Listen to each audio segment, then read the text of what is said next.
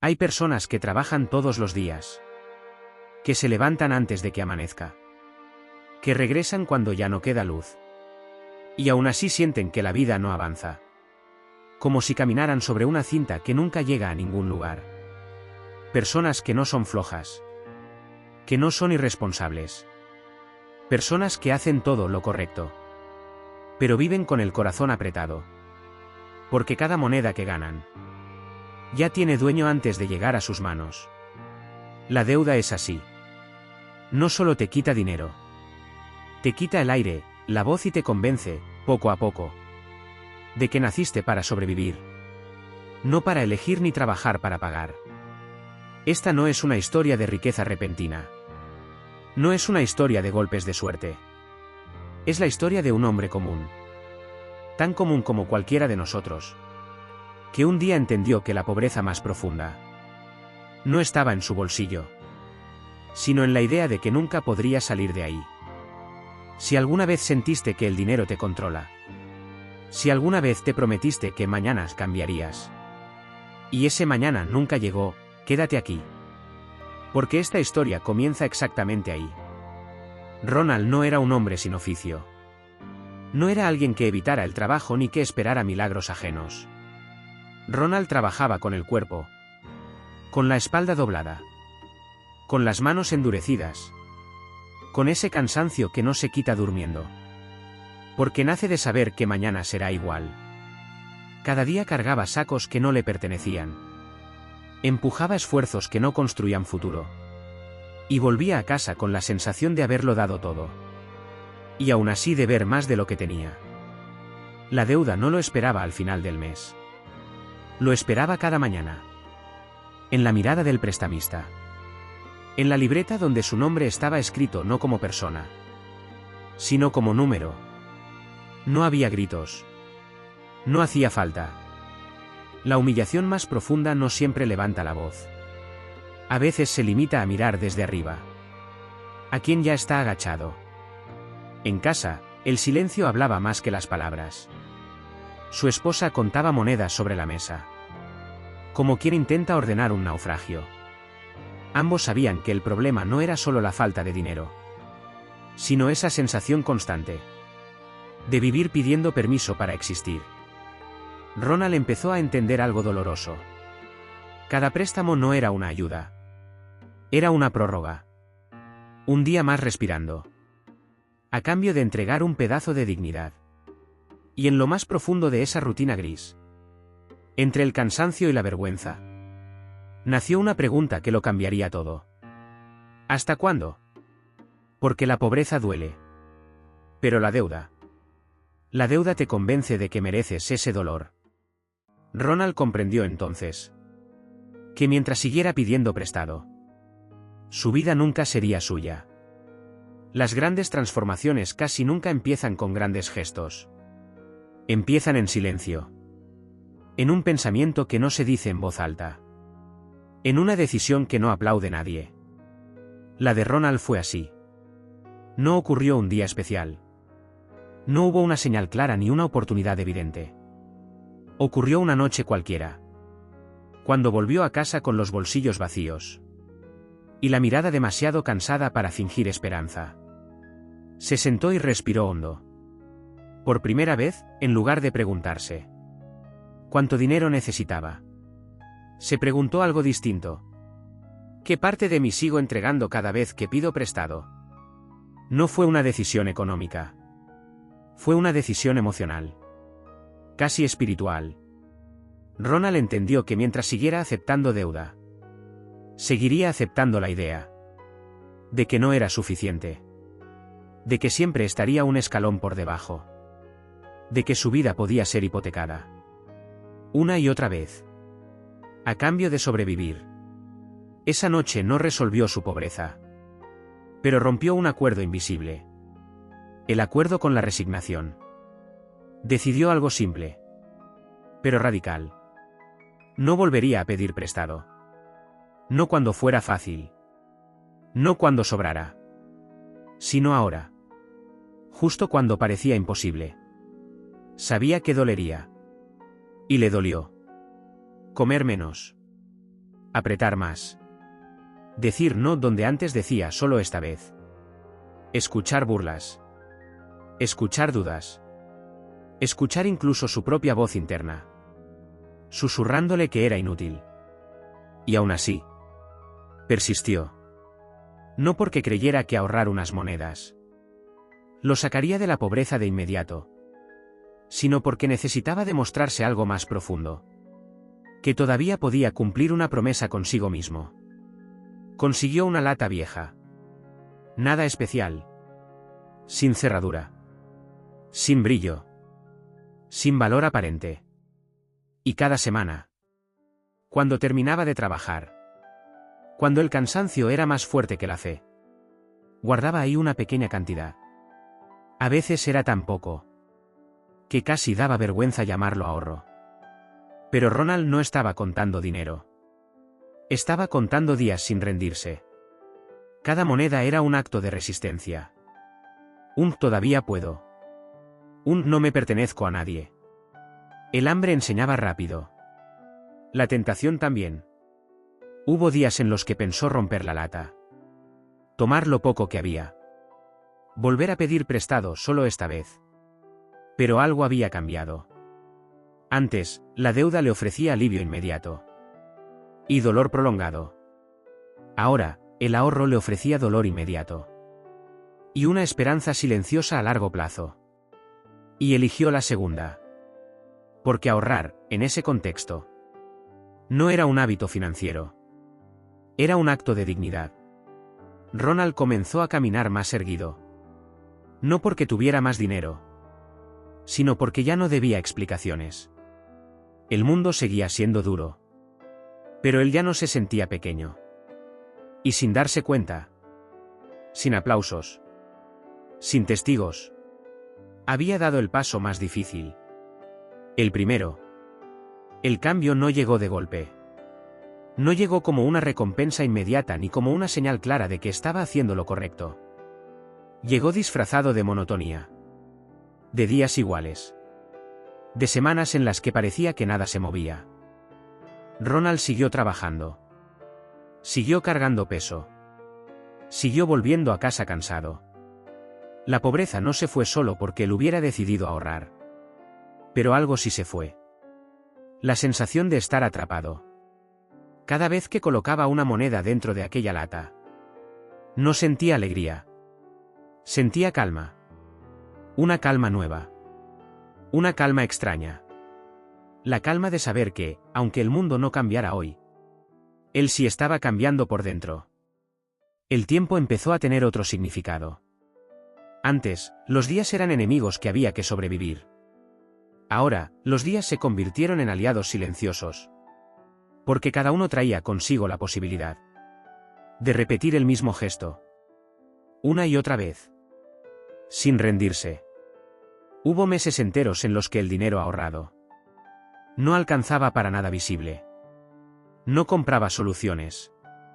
No abría puertas. No impresionaba a nadie. Pero Ronald ya no buscaba impresionar. Buscaba sostener. Sostener la promesa que se había hecho. Cuando nadie lo miraba. Sostener la idea de que la disciplina no consiste en hacer cosas grandes, sino en no abandonar las pequeñas. Con el paso de los años, la lata empezó a pesar. No porque fuera una fortuna, sino porque representaba algo inédito en su vida. Resultado. Era la primera vez que Ronald veía una consecuencia directa de su constancia. Y con ese peso apareció algo nuevo. Visión. Empezó a observar su entorno con otros ojos. Donde antes veía abandono, empezó a ver posibilidades. Donde antes solo pensaba en sobrevivir el día, comenzó a imaginar el mes, el año, el futuro. No se volvió ambicioso. Se volvió consciente.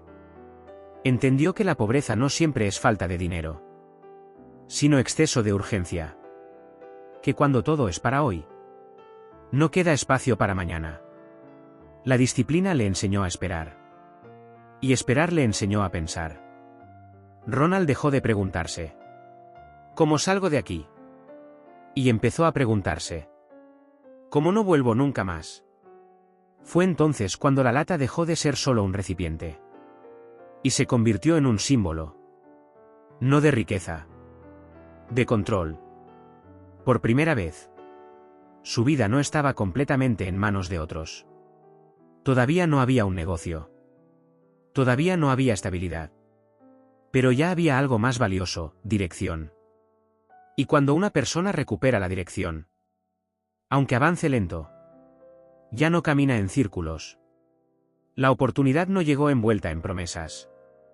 Llegó como llegan casi siempre las verdaderas oportunidades. Disfrazada de algo que nadie quiere. Un local pequeño. Abandonado. Con las paredes cansadas. Y el suelo lleno de polvo viejo. De ese polvo que parece decir: aquí ya no queda nada.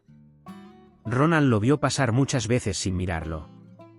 Pero esta vez se detuvo. No porque tuviera dinero de sobra, sino porque ahora tenía algo que antes no poseía. Criterio. No se lanzó por impulso. No soñó despierto. Se sentó a pensar. A calcular. A preguntarse si aquello que había construido en silencio podía sostener una decisión más grande. No fue valentía ciega. Fue valentía informada por la paciencia. Durante años había aprendido a esperar. A no correr detrás de la urgencia. A distinguir entre deseo y posibilidad. Y entendió que ese local no era una garantía de éxito. Pero sí una puerta. Y que las puertas no se juzgan por lo que prometen, sino por lo que permiten intentar. Usó parte de sus ahorros. No todos. Nunca todos. Porque la disciplina también enseña a protegerse. Arregló lo básico. Lo imprescindible. Nada de adornos. Nada de aparentar más de lo que era. Solo orden, limpieza y claridad. Comenzó a guardar granos. A recibir a campesinos que, como él, conocían el peso del trabajo duro. Y la injusticia de vender siempre barato. Ronald no les ofreció milagros. Les ofreció respeto. Pagos claros. Palabra cumplida. Y en comunidades pequeñas, la palabra vale más que cualquier contrato. Poco a poco. Sin campañas. Sin anuncios. Sin ruido. La gente empezó a volver. Porque la confianza no se construye rápido. Pero cuando se construye bien, camina sola. Ronald empezó a ganar más que antes. No de golpe. No exageradamente.